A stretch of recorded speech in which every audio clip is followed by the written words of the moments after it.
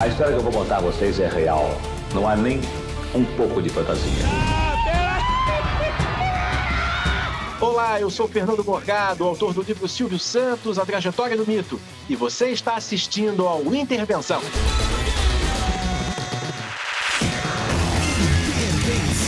Muita gente bacana, muita gente legal. Bem-vindo ao meu canal, eu sou o Roger. E este é o Intervenção, que hoje começa um pouquinho diferente, gente. Porque olha só, o cenário do Intervenção tem várias coisas incríveis que são as características do Intervenção, né? As características, o seriado que eu tanto gosto, as fotos emblemáticas de televisor, máquina fotográfica, que eu gosto muito de tirar foto, claquete, que lembra as gravações junto com a equipe que iniciou a Intervenção. Sempre coloco aqui minha equipe que está comigo há anos e faz parte da história da Intervenção, o bonequinho, né, meu e o Miniu, né, mini crack ali também. E não poderia faltar a placa de 100 mil inscritos. Quero agradecer demais.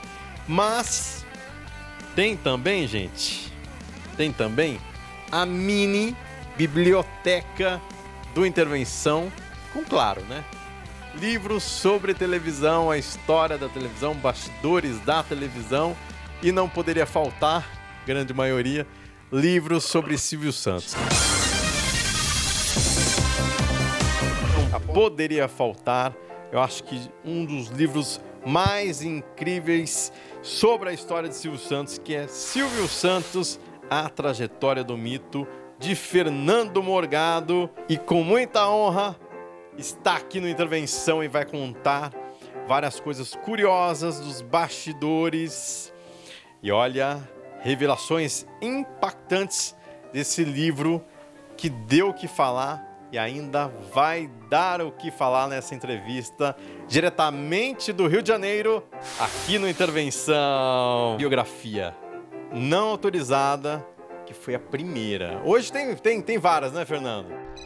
É verdade, tem várias, abriu um caminho e foi com o Silvio Santos, A Trajetória do Mito, que a gente começou a contar de uma maneira independente a história do Silvio Santos, mas que ele acabou gostando e acabou dando uma divulgação danada pro livro. Sabe o que é interessante, Fernando? Eu quero começar porque eu vi algumas coisas que são idênticas um pouco à minha história. Você tem a mesma idade que eu, 37 anos, começou aos 17 anos que nem eu, e apaixonado por televisão. A única coisa que não é igual é o dia do aniversário. Você faz aniversário dia 2 de junho, é isso? Exatamente, 2 de junho. Eu faço 7 de abril. 2 meses. Mas não é mais ariano, né? É verdade, eu sou geminiano. Primeiro decanato de gêmeos. Não sei o que isso significa, mas essa é a informação. Falam que geminiano é difícil de conviver.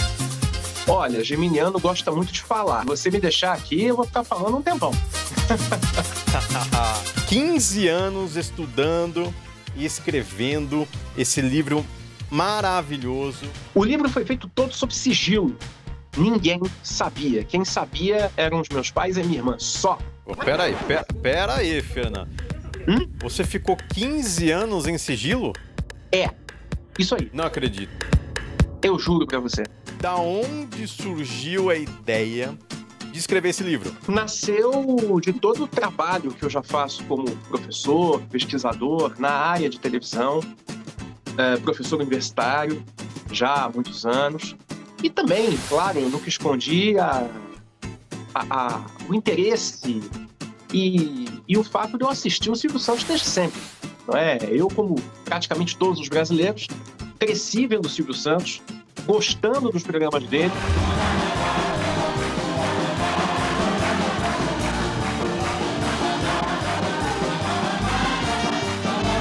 E quando eu me tornei professor, me tornei pesquisador, eu comecei a botar método nessa pesquisa que eu fazia sobre o Silvio. E daí foram 15 anos de trabalho para realmente chegar nesse livro. Estudar Silvio Santos não é para qualquer um não, né, rapaz? Porque Silvio é fora da caixinha. Exatamente. O próprio livro, ele se estrutura nas 5 personalidades que eu julgo que o Silvio tinha. Eu julgava que o Silvio era 5 em 1. Ele tinha a personalidade do artista, do empresário, do dono do SBT, que é uma coisa à parte de ser empresário, porque por mais que o SBT fosse um negócio, não era qualquer negócio, era realmente a grande paixão da vida do Silvio. Daí você tinha o político e o homem comum. Então, na verdade, o leitor ele tem 5 biografias num livro só.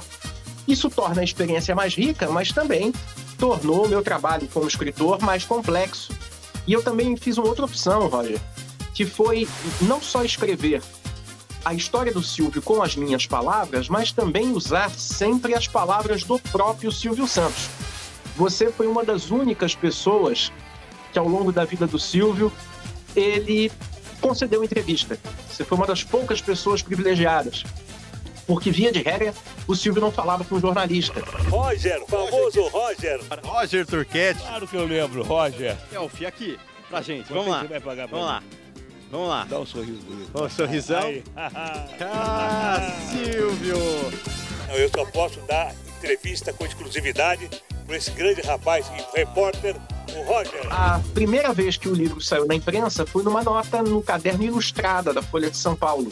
E quem assinava a Folha? Silvio Santos.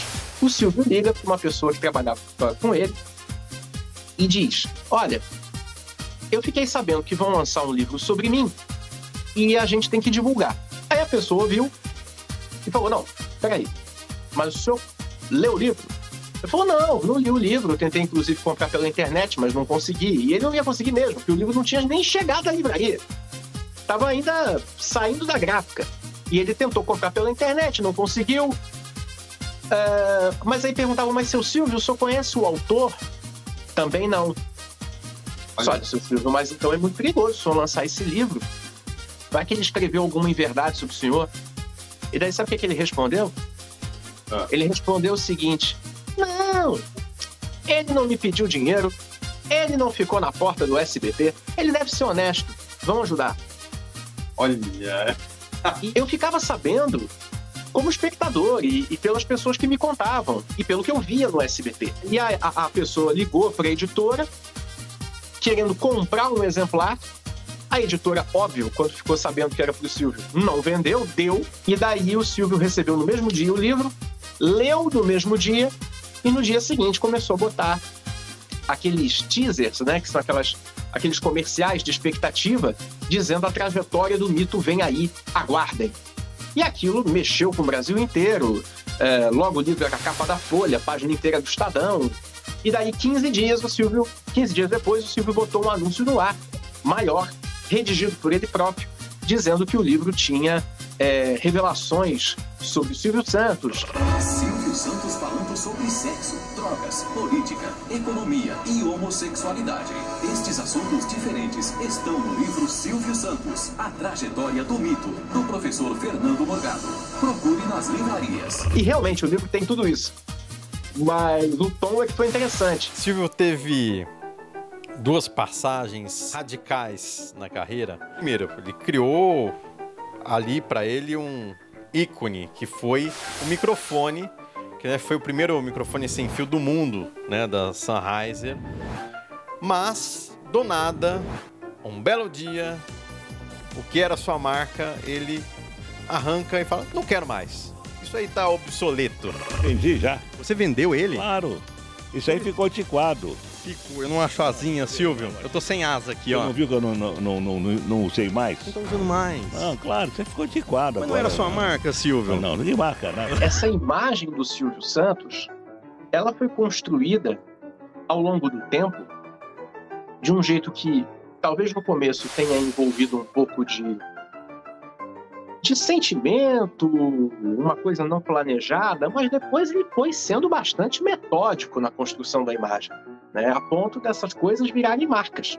Outra mudança radical foi em 2008, né? Ele acabou mudando toda a dinâmica da maratona dominical e conseguiu um formato que hoje é muito utilizado, que eu achei genial o nome que você deu, o programa Container, né? Onde tudo no mesmo espaço acontece, tudo cabe ali. Exatamente. O Silvio Santos foi um dos pioneiros no mundo nesse tipo de formato. Em cada lugar do mundo chama de um nome. Aqui a gente pode chamar, né, eu acabei popularizando o termo pelo livro, né, programa container. Na Argentina chamam de programa ônibus. No México chamam de concepto ferrocarril, porque é como se fosse um trem. Trem com vários vagões. Cada quadro é um vagão. E aí você vai juntando e vai formando um trem comprido, porque esse programa, além de caber tudo, ele é muito longo.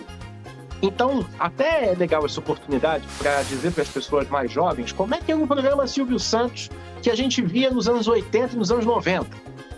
Era uma sequência de quadros, mas na verdade uma sequência de programas que tinham cenários diferentes, atrações diferentes, mas todos comandados pelo Silvio Santos, um atrás do outro. Até que, finalmente, em 2008, o programa Silvio Santos assume o formato que tem até hoje, que você tem todos os quadros no mesmo cenário. A ideia que eu sei que o Silvio teve foi de dar mais dinamismo e mais praticidade para a gravação. Eu prometo que eu não vou tirar mais nenhuma novela do ar. Se der 0 de audiência, azar de vocês. Troquem de canal. O Silvio foi ficando cada vez mais recluso nesses momentos finais, né? Parecia que ele queria isso, né? Sair um pouco do holofote. E ele teve outros momentos na sua carreira, um pouco dessa forma, né? Exatamente, Olha, assim, esse papo que a gente está tendo é porque a gente conhece muito o Silvio. Eu ouvi de uma pessoa muito próxima do Silvio Santos, mas muito mesmo, que falou assim para mim: o Silvio é como uma nuvem. A nuvem, você está olhando o céu. Aí a nuvem está de um jeito. Aí você piscou, daqui a pouco está de outro. Piscou, daqui a pouco está de outro. Piscou de novo, sumiu. O Silvio, como você bem disse, ele teve esse procedimento em alguns momentos da carreira. Eu me lembro, por exemplo, um tempo depois do que aconteceu com ele, né, do sequestro dele, da Patrícia, ele resolveu tirar um pouco o pé da televisão. Ele continuou no ar, mas ele fazia cada vez menos coisa. Foi quando entrou a sessão premiada no domingo. Você vai participar da pirâmide premiada. Olha só a nossa pirâmide. 10 números, eu tenho prêmios de R$100 até R$5.000. Quando ele começou a passar séries como Smallville.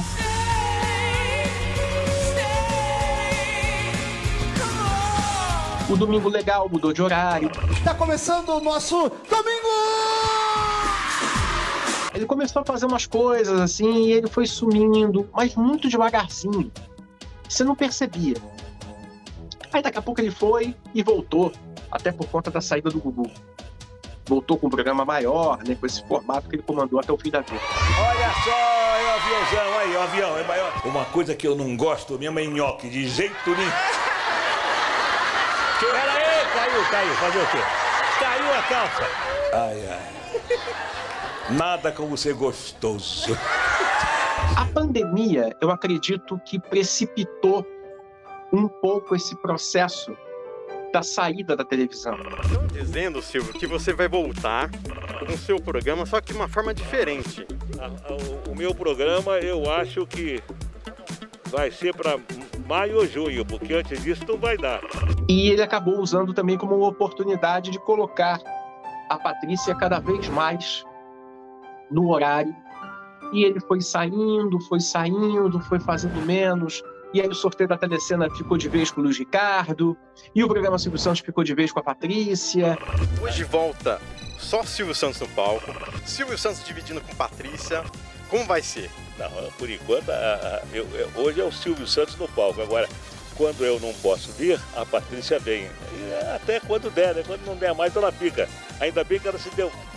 Ela conduz bem o programa. Mas aí, ao mesmo tempo, você veja que coisa curiosa. Para ele não ficar com a ideia de que, olha, eu saí, o Silvio nunca assumiu a aposentadoria. Você ficou 3 meses afastado, né? Você estava cuidando da voz? Não. Tava de preguiça mesmo. Preguiça, é. 3 meses de preguiça? Preguiça, é. Preguiça de gravar. Silvio Santos vai voltar, Silvio? Eu vou voltar, eu tô com preguiça, só mais nada. Então, quer dizer, ele saía, mas não saía. Meio que, ó, eu tô aqui, posso voltar. Mas, na verdade, isso tudo fazia parte, na minha visão, desse processo da nuvem. Que, para mim, é uma coisa um tanto metódica do Silvio. E eu acredito que tenha sido um baque para ele ter ficado assim fora do vídeo. Talvez isso até tenha refletido na saúde, sinceramente. Olha como é que eu tô de Papai Noel. Tem que ir no Jaça, tem que pintar o cabelo, tem que se vestir, tem que fazer o programa. Não é mais a mesma coisa quando a gente já faz isso há 60 anos, né? É um bocado de anos. Né? No aniversário de 93 anos, eu quase pensei que ele não iria sair, por conta de ficar tão recluso assim. Mas o que me fez ir essa festinha de aniversário para ele foram duas coisas radicais, né, que me estremeceram. Uma, ouvi lá no Jaça de que ele não estava bem de saúde, não conseguia andar, não conseguia ouvir. E aí eu vejo também a entrevista da Cíntia Bravanel. Ninguém diz, né? Ninguém acha que vocês querem, tá no YouTube. Ele não é mais aquela pessoa. Isso foi um impacto gigantesco para mim. E aí foi onde eu paguei para ver.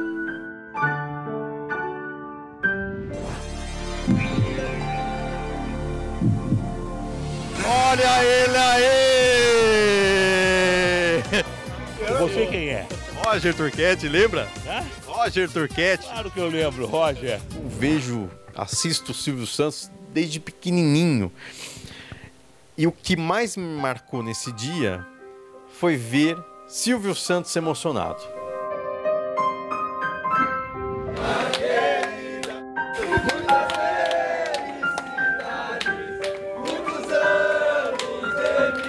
Você estava lá, mas eu vi a sua matéria e também me impressionou isso. Tomara que essa festividade se repita. Eu acredito que ele não queria estar como Cenoura Bravanel, ele queria estar como Silvio Santos para atender vocês. Porque vocês mereciam ver o artista que está sempre bem, o artista que está sempre alegre. Vocês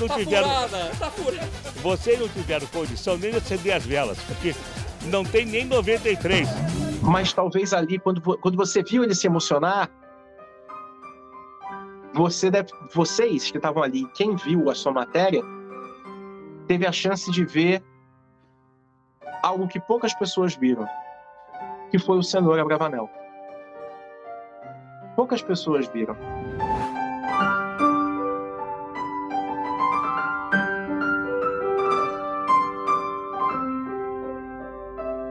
Essa coisa de se deixar emocionar já não é o Silvio Santos.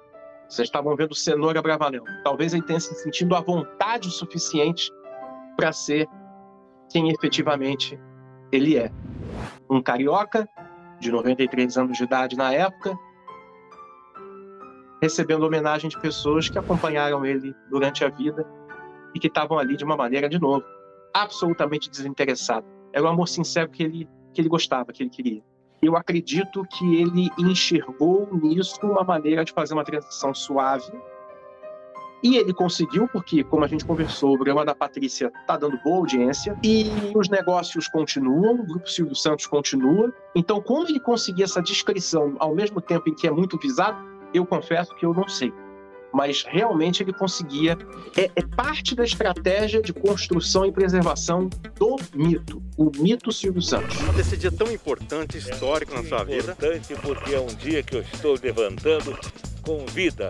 E o dia que eu não levantar com vida não será um dia importante. Isso é verdade, Silvio. Isso é verdade.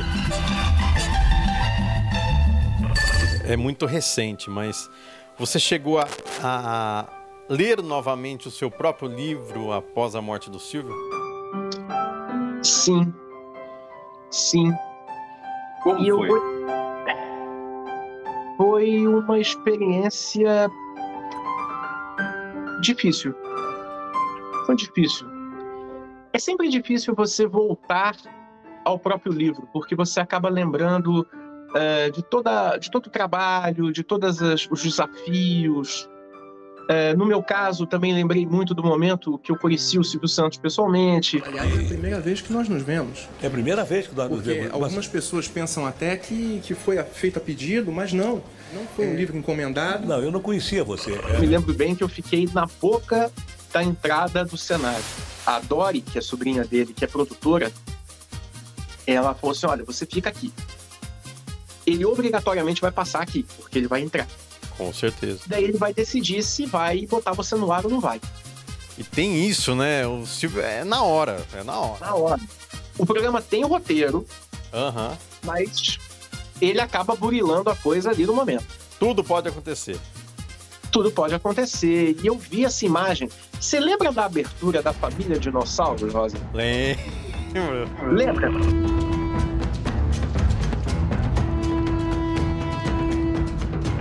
Que o Dino vinha chegando, pisando forte, e as pessoas iam... Os bichinhos iam se escondendo atrás das árvores, né? Querida, cheguei! É mais ou menos isso que acontece quando o Silvio saía do camarim. Nossa. Ele ia saindo, as pessoas iam se agitando, iam para os seus lugares. Eu me lembro das bailarinas tirando o roupão e indo para as posições. A luz acendendo, os produtores tomando posição. E tudo assim chegando. E ele vai, para, com o paletó ainda aberto, bota os maços de dinheiro vivo no bolso, os aviõezinhos, fecha o paletó, olha pra frente e com aquele vozeirão, né? Que você lembra muito bem. Onde está o meu biógrafo? Cadê que eu quero tirar uma foto com o meu biógrafo? Aí naquele momento a minha alma sai do corpo, né? Eu só consegui dar um leve aceno, ele me viu. Ah, é você, Fernando Morgado, como vai? Me cumprimentou. E ele ficou conversando comigo, apertando a minha mão. E daí nós conversamos, tiramos a foto. E depois o Silvio me chamou para ser entrevistado por ele no ar. Inclusive, decisões aconteciam ali no ato da gravação do programa, né? Sim, o camarim, né? O camarim era a grande sala de reunião do Silvio Santos, né? Eu cheguei a conhecer o escritório de fato do Silvio, que era muito curioso, porque ficava no fundo de um enorme corredor no SBT. Perto do galpão do figurino ali, né? Exato. Entrei nessa sala, eu falei, meu Deus do céu. Sentei na poltrona que o Silvio sentava, falei, meu Deus do céu. E não podia gravar. Não podia tirar foto. Ai, meu Deus do céu, que coisa. E a placa era maravilhosa, né? Porque as pessoas pensavam que o Silvio era presidente do SBT. Não, o Silvio não tinha cargo oficial no SBT. O Silvio era dono do SBT. Mas, para falar de um jeito bonito, acionista. Então, essa sala que a gente conheceu, Roger, na porta, eu não sei se você lembra, a placa era Sala do Acionista. Verdade, eu não tinha me tocado nisso. Que interessante, né? Sala do Acionista, porque o Silvio não tinha cargo formal no SBT. E na minha estação de televisão, enquanto eu viver, vai procurar no ser humano as qualidades do ser humano. Revisitar esse livro sem o Silvio vivo, por um lado me deu um certo conforto, porque foi uma maneira de resgatar o Silvio Santos, porque o livro ele tem essa vantagem, né? O livro eterniza. Mas por outro lado me deu uma tristeza por lembrar que a gente não vai ter mais essa figura presente de forma ativa no cotidiano da nossa televisão. Temos que começar o programa com alegria, né? Todo mundo tem que sorrir. E para sorrir, a coisa mais fácil do mundo é fazer assim, quer ver?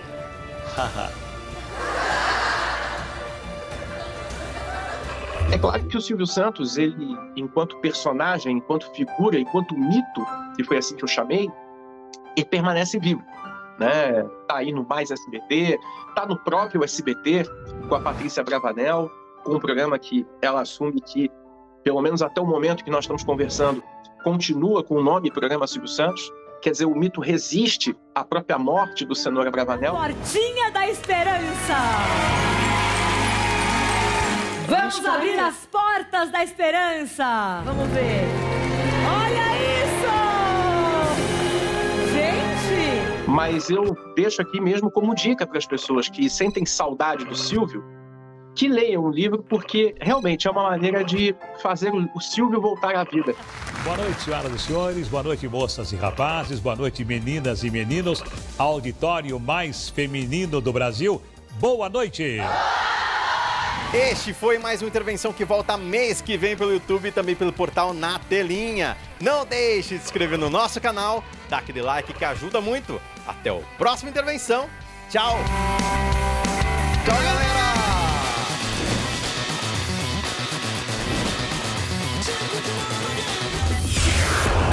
Intervenção.